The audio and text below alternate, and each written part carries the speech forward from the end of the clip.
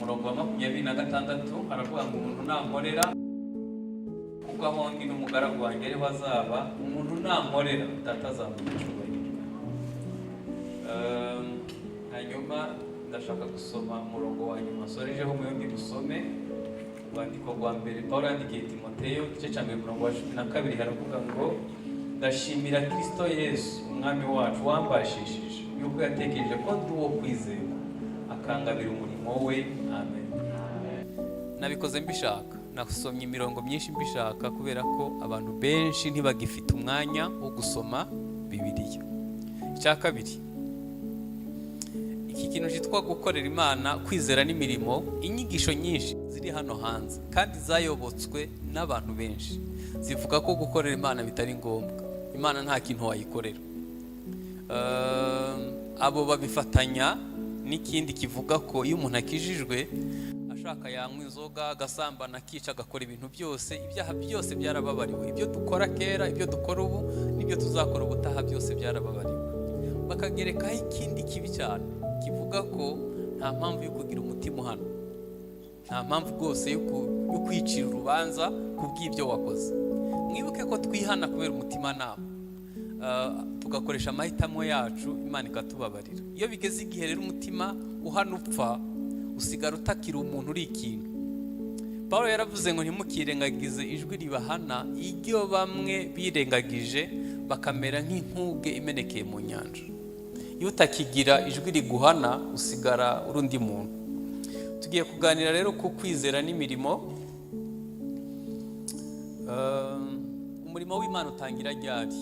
Utangirira mu kwizera Kristo, igihe cyo gukizwa ugatsindishirizwa. Dufite umwanya utari munini, iyo twari kuba dufite igihe kirekire nari guhita mpera ku murongo nkakubaza ngo wizera Kristo byagenze bite? Hari abantu benshi binjiye itorero batinjiye muri Yesu. Hari abantu binjiye mu irembo rigari atari irembo rito. Hari abantu batinjiye muri Yesu babaye abayoboke b'amadini n'amatorero. Naguha ibihamya nk'ijana by'ibyo mvuze, kubera ko Yesu yavuze ngo muzabamenyera ku mbuto zabo.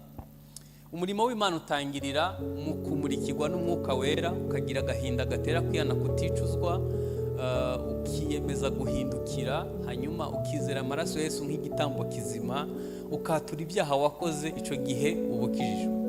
Abasomye agatabo k'umugenzi, nubwo ndavuga bakera barimo hano, Mukristo ageze ku musaraba hari ibimenyetso byagaragaje ko ageze ku musaraba, ngo yatangiye kurira arijijwe n'ibyaha bye.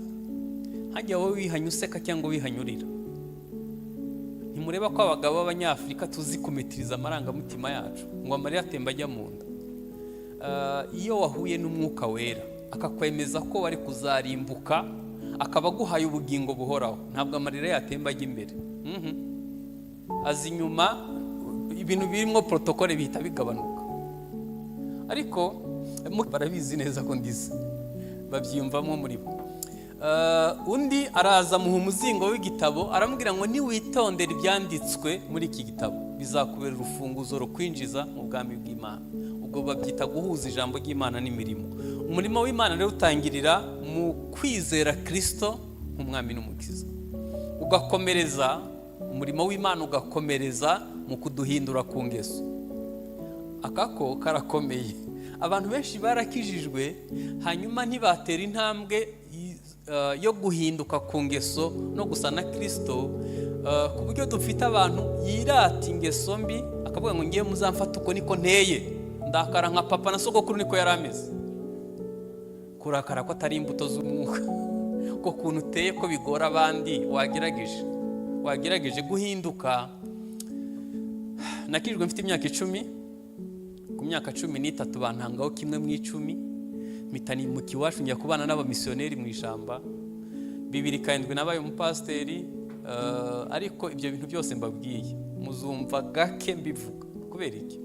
Ngewe nzi ko umurimo w'Imana ari uw'Imana yakoze imbere muri Desire, hanyuma uw'Imana yakoze muri Desire akaba ari wo nsangiza abantu binyuze mu mpano. Ariko nitwita gusa ku mirimo dukora, ubugingo bwacu ntitubwiteho, dushobora gutakaza imbuto tugasigarana impano gusa.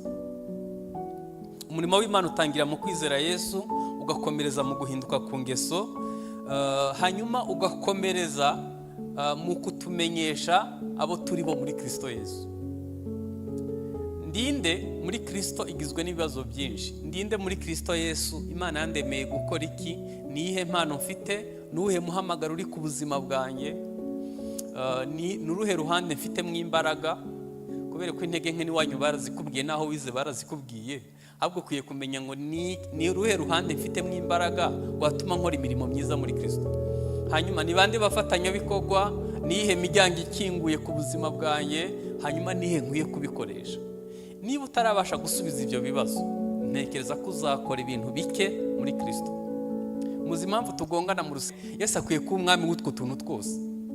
Hari igihe tumwakira tukamugumiza muri saro, ibindi byuma tukavuga ati hano tuzahirindira, ntuzinjireyo. Nanone umurimo w'Imana ukomereza mu gutuma twera imbuto. Umuririmbyi yaririmbye ngo kubw'imvura yo mu ijuru nshobora kwera imbuto Imana ishaka. Nagira ngo munyumve neza. Ushatse abashumba benshi wababona, ushatse abaririmbyi benshi ibihumbi n'ibihumbi wabibona, ushatse abantu bakora imirimo ya altari benshi wababona, ariko kubona umuntu yera imbuto wagenda bukira. Mu myaka mike ishize nkijijwe, iyo wabonaga mwene data wumvaga ubonye umuntu wakwizera ugasigira n'inzu ukagenda. Ariko abapagani baravuga ngo hagukoresha umukristo nakoresha utari we. Ubwo batubuzeho iki? Imbuto. Kubona umuntu wo kwizerwa waganiriza ntuzabisange kuri YouTube cyangwa mu muhanda. Kubona umuntu wo kwizerwa yakugirira umutwaro. Kubona umuntu wo kwizerwa ufite urukundo n'ibyishimo n'amahoro no kwihangana, ibyo bintu biba ari umugisha ukomeye. Dukwiye kwiga kwera imbuto Imana ishaka. Hanyuma ngewe nabonye igisobanuro gituma abantu benshi batagira imbuto. Impamvu abantu benshi batagira imbuto ziva ahantu hakomeye, ziva mu gupfana na Yesu no kuzukana nawe. Yesu yaravuze ngo akabuto kataguye mu butaka ngo gapfe gakomeza kuba kari konyine, ariko iyo kemeye kagapfa kera izindi mbuto nyinshi. Hano wahashira toni y'ibishimbo, hashira imyaka 10 nta kintu kiriyongeraho, ariko ibyagiye mu butaka byaba bimaze kugwira, byarabaye byinshi. Ese turi abantu bemera gupfa ku ngeso? Turi abantu bemera gupfana na Yesu no kuzukana nawe? Cyangwa turi abantu bidashishikaje? Ikindi, uwo murimo ukomereza mu gutandukana n'imitekerereze ya kera. Abaroma 12:2, nimwishushanye n'iby'iki gihe, yamara muhinduke rwose mugize imitekerereze misha. Reka ibyo mbisimbuke. Hanyuma ikindi, umurimo w'Imana ukomeza mu gutuma dukundisha Imana umutima wose n'ubwenge n'imbaraga. Umuntu agizwe n'ibice bitatu: umwuka, ubugingo n'umubiri. Urusengero keragwa ihema ryari rigizwe no hanze ahera n'ahera cyane. Yesu yavuze amagambo 3: musabe, mushake, mukomange. Nukuvuga kugira ngo Imana yaduhaye itegeko ryo gukundisha Imana ibi bice byombi: igice cy'umwuka, ubugingo n'umubiri. Ariko ari igihe dukundisha Imana amarangamutima. Hanyuma ikindi nuko tugira ekilibre muri bya bice bitatu. Ubuzima buri ekilibre mu Mana ni ngombwa.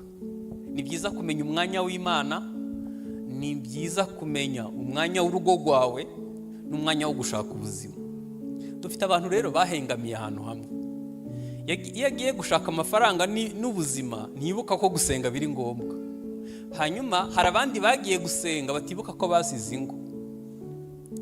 Reka mbabaza, ndabizi ko ibyinshi murabikurikira.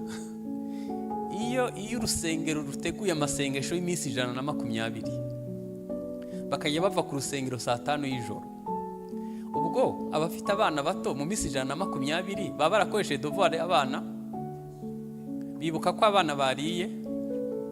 None Imana ishobora gusenya umuryango ikuba ku rusengero? Twagiye tugira ekilibre. Umwanya w'Imana ukamenya umwanya w'urugo rwawe, ariko ukamenya n'umwanya wo gushaka ubuzima. Tukagira ubuzima buri ekilibre. Hanyuma ibi bintu byose navuze, byinshi navuze hano, Imana yakoze imbere muri njye, ushobora kubisangiza abandi binyuze mu mpano mfite. Ntabwo mwese mushobora kubwiriza, ariko harimo abaririmbyi b'abahanga, harimo abandi bafite izindi mpano. Muzi abanyamatorero ahantu babyiciye bavuze ko umurimo w'Imana ungana n'aka kantu mureba hano, aka konyine, hano ukuntu ariko gato mu rusengero. Imana ifite inyota y'abantu bajya mu gisirikare bakazaba abasirikare bakuru buzuye umwuka w'Imana. Imana ifite inyota y'abaganga babasha gutandukanya ihungabana n'abadayimoni n'indwara isanzwe. Imana ifite inyota y'abacuruzi abacuruzi b'abahegwe buzuye umwuka w'Imana. Nigeze kumva umushumba umwe wo hano muri iki gihugu yagiye muri Korea y'Epfo kwa Yongicho, hanyuma bamuha umuntu wo kumwitaho kuri hoteli, abana nawe aramufasha, bagiye gutandukana. Wa muntu yamufashije, umushumba wo hano akora mu ikofi, afata amadolari 100 arayamuha yo kumushimira. Uwo muntu aramureba aramubwira ati, nyakubahwa mushumba, ntabwo naje gukorera amafaranga, naje kugukoreraho umugisha. Uko ndeba uku ndi ngiri samusange ku isi, ni ngewe ona. Dufite abakristo agira udufaranga duke ukabona yarakize, asigaye afite n'iseseme mu maso, azajya gusenga uko twamuhamagaye ko dufite ubwitange n'ibindi, ariko muzi gukira mwakabyara. Imana ikeneye abahegwe buzuye umwuka w'Imana. Imana ikeneye abantu bamenya ko kurera abana neza ari ugukorera Imana. Imana ikeneye abantu batanga serivisi nziza, abantu bakaruhuka. Umurimo w'Imana ntabwo ugarukira hano. Bya bintu byose navuze Imana yakoze imbere muri njye, nkwiye kubikoresha binyuze mu mpano Imana yampaye. Ntabwo abantu bose bazavuga mu ndimi, ariko hari ibindi byinshi twakorera mu Imana. Ni iki kibuza abantu gukorera Imana neza? Ndashaka kuvuga ibintu byinshi icyarimwe. Icya mbere ni ukudakizwa. Umuntu yakijijwe, ikintu cya mbere akunda ni ugukorera Imana. Dufite abantu bitiranyije kwinjira itorero no kwinjira muri Yesu. Iyo winjiye muri Yesu, gukorera Imana bihinduka umunezero wawe. Hari umugabo umwe ni umubosi pe ku bijyanye n'ibifatika, Imana yamuhaye umugisha. Hanyuma bamaze imyaka myinshi ku rusengero iwabo batazi ukora ka kazu tujya kwihereramo. Umunsi umwe ku wa gatandatu pastor arara ku rusengero, agiye kumva yumva ikimodoka gihenze cyane kiraparitse, asohoka kureba uwo muntu arimo gukuramo imikoropesho, asanga ni boss. Avuga ati, ni wewe ukora hano? Avuga ati, uramvumbuye ariko ntuzigere ubivuga, ni wo munezero wanjye. Iyo wuzuye umwuka w'Imana mu bwami bw'Imana nta kazi kaba gato. Nagiye mbona abantu Imana yahaye umugisha mwinshi bicaza abakecuru mu rusengero, ukabona ni umunezero gukorera abandi. Ariko kubera ko tutamenye umuryango mwiza wo kwinjiriramo, hari igihe bitugora. Ikindi gituma tudakorera Imana neza ni ukudahinduka ku ngeso. Iyo ingeso zitahindutse, haba harimo inaringe, haba harimo kwikunda, haba harimo bwibone, haba harimo n'utuntu twinshi, twa tuntu twose muzi tujyanye na kamere, ntabwo twatumukorera Imana neza. Ikindi ni ukutagira uwo gutoza. Ibi mu bitandukanye na babandi ubu hasigara ibintu byateye, aho hagati y'abakristo na Yesu njyamo hagati nkababwira ngo nimuncamo nibwo muzagera kuri Yesu. Ibyo simbyemera, ni ubuyobe. Ariko nanone mu rugendo rwo gukizwa buri wese agira umwunganira. Kubera iki? Munyumve neza, umuntu uri smart agizwe no kwibesha 70%. Fata 70% ugerekeho amosha ya Satani. Amosha ya Satani yagerekeho ibigeragezo waciyemo, ibigeragezo bigerekeho ibikomere wakuyemo, ibikomere ubigerekeho ubumenyi buke. Buri muntu asigara ari kangahe? Abantu bose bagera ku ntego baba bafite abafatanyabikogwa cyangwa baba bafite abajyanama benshi babafasha, ariko twe turi byose muri byose. Kandi nahoze nganiriza umuntu ndamubwira ngo mu bihugu biteye imbere cyane umuntu aba afite nk'abantu 7 bamukurikirana. Aba afite muganga we, aba afite umunyamategeko we, aba afite umukansara we, aba afite umusosiyale we, aba afite umunitisiyoniste we, aba afite pasteri we yakijijwe, hanyuma aba afite na banki ye. abo bantu bose mvuze buri mezi 3 baraguhamagara, muganga akaguhamagara ukaza muri kabine agakora full check up, nta na hamwe yakubabaza, akareba niba, hanyuma umukansara akakubaza ngo mu mezi 3 nta kintu ncakubabaje, umusosiyare akakubaza ngo imodoka utwara nta kibazo iguteye, abaturanyi ntabwo bagusakuriza, hanyuma umunitioniste akagukorera menu y'ibyo uzafungura mu mezi 3. Twebwe turi byose muri byose, ubundi twari dukomeye. Abaroma 15 umurongo wa 2 haravuga ngo umuntu wese anezeze mugenzi we, amubera inyunganizi, amukomeza. Reka mbihine mu ijambo rimwe, intambara nyinshi mubona mu bizera ziterwa no gukizwa ukirera,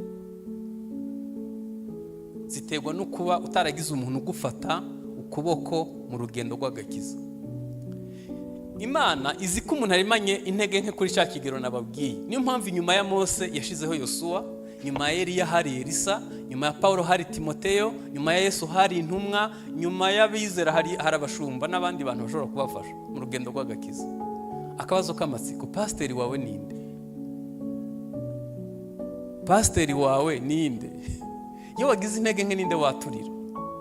Iyo wababaye ninde mu bisangira?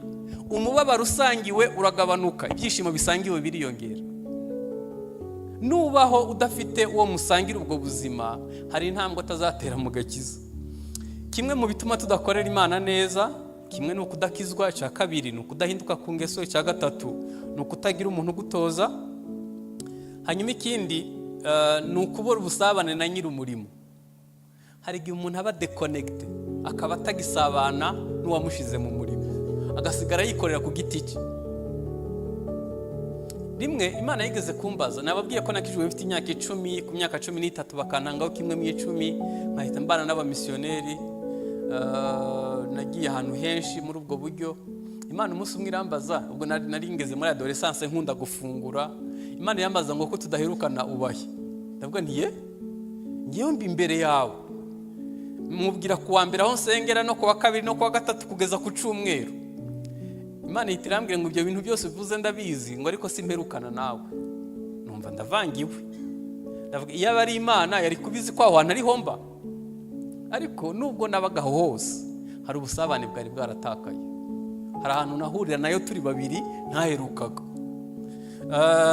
Imana iragaruka mu cyumweru gikurikiye irambwira ngo ntureba ko nakubuze, ngiye kukuvugutira. Inkamba zigushiremo, uzongera ko ntambira ibitambo nkwishimira. Numva harimo kugeragezwa, ariko numva sinzi icyo ngiye kuzira. Kuko nisakasatse numvaga nta byaha byambaye amahembe nakoze. Hari igihe wumva ko uri umukristo, ariko ushobora kuba umukristo wavuye mu busabane, utakiri hafi yayo, usigaye yobagwa n'ubwenge na kamere na experience, ariko nta busabane. Mutekereza ko mu butayu yababwiye kwegeranya amanu y'umunsi umwe. Mu isengesho rya Data wa twese aravuga ngo duhe ifunguro ryacu ry'uyu munsi. Ntabwo Imana igwanya kugira stock, nta nubwo igwanya kugira menshi kuri konti. Yifuza ko murebana mu maso buri munsi, ubusabane bwawe nayo. Icyumweru cya gatatu nagwaye malaria, nkagira ngo ni malaria isanzwe. Nararembye, narivuje ndushaho kuremba, bantwara CHK meze nabi. Banjyamisha hagati y'umukecuru n'umwana, umwana ahita arapfa n'umukecuru ahita arapfa muri urgence. Ndavuga nanjye ngiye gupfa, ntangira kwiyeza, Mana umbabarire unyeze, urabizi ko ngukunda. Imana amwe ngo ntango nakuzanye kukwica amazi iminsi narakubuze, ryamaha. Ndaryama kabisa, ndaryama, ndaruka ubusore bushiramo, peti yose ishiriraho. Ndangije kumva nyuma y'iminsi 8 irambwira ngo byuka ugende. Ndabyuka ndataha. Iki kintu twiratana iki gifite agaciro gake, Imana iha agaciro n'ubusabane. Ukwiye kuba buri munsi kurebana na Data wa twese mu maso. Yesu yasenga hagati y'amasaha 3 n'amasaha 4 buri munsi mu rukerera. Kariya karere iyo gakonje kaba munsi ya 0, iyo gashushe karenza dogere 45. Nta joro na rimwe yigeze asiba gusenga. Wambwira ngo ufite akazi kenshi, nta muntu nzi ufite akazi kenshi kuruta aka Yesu umukenje, ariko ntiyigeze asiba gusenga. Kuki yasenga gutyo? Yasenga kubera impamvu ebyiri. Impamvu ya mbere, yajyaga gutanga raporo kuri data wa twese ngo arebe ko ibyo yakoze ari ubushake bw'Imana. Marita, Yesu yaramubwiye ngo wavunitse ariko wiruhije muri byinshi, icyangombwa cyari kimwe. Igihe tuvunika cyane, nigeze kubabwira kare ngo kumukorera ntibiruhije, haruhisha imigereka yacu. Muri Amerika rero Imana neza nibikomere bitavuwe. Iyo nkuru yo muri Amerika mbabwiye muyirebe ku rubuga rwitwa Pastors Care, mushobora kubibona. Ibikomere bitavuwe ni ikintu kibi. Umuntu agira amagi 5 mu bwonko, iyo ukomeretse ahita amenekera rimwe. Igi rya mbere ni ibyishimo, rya kabiri ni imibanire, rya gatatu ni ukureba kure, hanyuma andi ndayihoreye. Dufite abantu baseka ari uko bibagiwe gusa, kagira ngo niko gukiranuka, kuba umukristo no kuba umuntu udaseka, kumbe afitunze umutima ukomeretse. Ushobora kuba ukijijwe waratsindishirijwe ariko umutima wawe ubitse ibikomere. Hanyuma ibikomere bikoresha ibyaha, ibikomere bitera indwara. Bamaze kubarura indwara 1000 zo mu mutwe. Sinzi niba wicara udafite nk'ebyiri byibuze.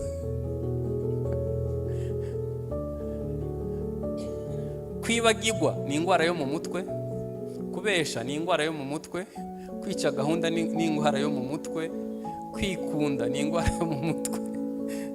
Nakubwira nk'ijana.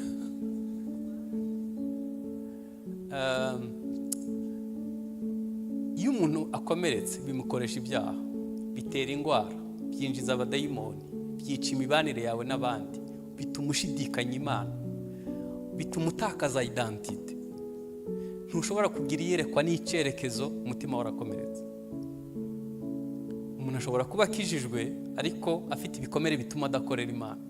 Kimwe mu bizakwereka ko umuntu yakomeretse ni ugushira abantu mu gatebo kamwe.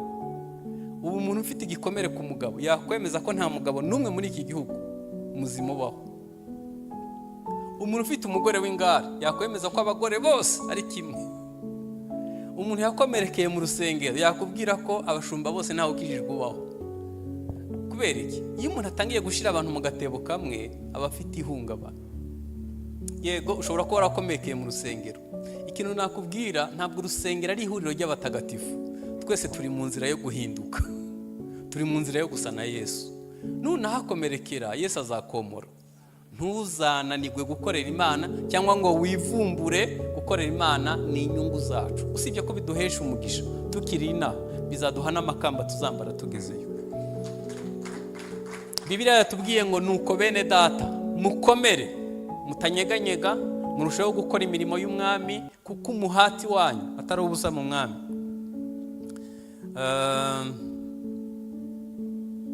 Hanyuma ndashaka kuvuga ahantu umurimo w'Imana utangiye kugenda nabi. Simvuga mwebwe hano, ndavuga mu mirimo y'Imana itandukanye. Bishobora kuba mu rugo iwawe, bishobora kuba mu cumba musengeramo, bishobora kuba ahantu hatandukanye. Ahantu ikintu kizakwereka ko umurimo w'Imana utangiye kugenda nabi cyangwa se winjiriwe, icyambere haza ibice bitari ngombwa. Nari mvuze ibice bitari. Yesu asenga yaravuze ngo bahe kuba umwe nk'uko turi umwe na Data. Ntabwo yasize abasabiye ibindi byinshi, ahubwo yabasabiye kuba umwe. Icya kabiri, igicaniro kirazima. Igicaniro cyo gusenga kirazima. Aho gusenga bisigara bitakigira agaciro kenshi. Nubona igicaniro cyo gusenga cazimye, uzamenye ko aho hantu hinjiriwe. Hanyuma umwana umwe ari ahantu sinshaka kuhavuga, ariko hari mu kandi karere, ahura n'umudayimoni amwinjiramo. Aramubwira ngo nguhaye misiyo, ugenda ahantu hitwa gutya, hayobogwa n'umupasiteri yitwa gutya, uzajye muri korale yitwa gutya, hanyuma bagonganisha imitwe. Ikintu gitangaje rero, yari umucuranzi w'umuhanga. Urumva umwana wo kwa pasiteri, se yari pasiteri w'umuhanga, nashidutse acuranga muri korale ntazi igihe yazi. Mbona umwana ucuranga neza, ndabikunda, hanyuma turamwakira, menya ko se ari pasiteri. Icyabaye ni iki rero, yaracuranze akajya asura buri wese mu rugo, arabagonganisha kugeza ubwo polisi yaje. Se wiwe yagiye gusenga iminsi 7 ku manywa na nijoro. Imana imuhishurira uko umwana we yatewe na dayimoni, araza kunshaka, aza kundeba hano, arambwira ati pastor pole sana wagize ibyago, umwana wanjye yinjiwemo n'umuzimu, hanyuma aza gusenya. Turamuhamagara arabitwemerera. Mbabwiza ukuri, polisi yari imaze kuza mu rusengero kubera kugonga. Nubona ahantu hari ibice bitari ngombwa, ukabona igicaniro cyo gusenga gifinina kidatera imbere, ukabona abantu bapfa ubusa, ukabona urukundo rukomeza kuyoyoka, hanyuma abantu ukabona umugisha nta bantu ntibakigira umugisha, hakaba impfu zidasobanutse, abatwita zivamo, abantu bagira ibyago ubona, n'abari bagerageje kugira ibyo bakora biranga. Uzamenye ko ahantu hari umusataniste, abari imbaraga z'umwijima zigwanya umurimo w'Imana. Hanyuma ikindi, abantu bahora mu birangaza bidahuye n'intego nkuru. N'ujya utaha nimugoroba kuri smartphone yawe, iyo ucanye ekara irabyara registre, ni ukuvuga ngo ushobora kureba umwanya wose wakoresheje ureba kuri ekara. Ni gute ushobora kureba kuri ekara amasaha 6 udashobora gusenga iminota 30? Ni gute umwana wawe umuburira iminota 30 ngo murebane mu maso mukorane ikiganiro udashobora kubura iminota 90 y'umupira? Ni ibibazo. Hanyuma ikindi, ubusambanyi burinjira. Ikindi, abantu batangira kugwanira icubahiro, batangira kugwanira, ariko ubundi uko ubashwe hahandi ukora ni wawe hose. Hano nta hantu twaje gushakira kubaho. Amazina nyarumva amazina abantu bitwa muri uyu murimo muvubwo waburanyije, amazina aremereye cyane. Yego ni byiza ko twubahwa, ariko ntituzasanga icubero na nyiracu. Hanyuma ikindi, hari igihe hazamwe amafaranga, hakazamo ubwibone, kubabarira bikatugora, hanyuma abantu bagatangira gufata Imana uko itari, abandi bakinjira mu gahinda gakabije no gutwagwa n'ibyisi. Nagira ngo nsoze gutya, ikintu wakora ku isi ukazarinda upfa uticuza no gukorera Imana byonyine. Nasuye umusaza umwe w'inshuti yanjye yabaga Nairobi, yari amaze imyaka 80, yarabwirije imyaka 60. Arambwira ngo pastor, maze imyaka 60 mbwiriza, igihe cyose Imana inkinguriye umuryango. Aravuga ati hari umunyapolitiki uze arakomera imyaka 60 nsanga ntawe. Arambwira ati aha hantu ni ahantu Imana ikurindira, ni ahantu Imana iguhera umugisha, yani guserva ubwami bw'Imana nico kintu cyiza ukwiye gukora. Ibindi bintu byose bigira manda, bigira bifite uko birangira, bifite ariko abantu Bibiliya avuga ngo umuntu nankorera ankurikire, kuko aho ndi n'umugaragu wanjye ariho azaba, kandi umuntu nankorera Data azamuha cyubahiro. Sinzi niba twese twarasobanukiwe gukorera Imana ico bivuze.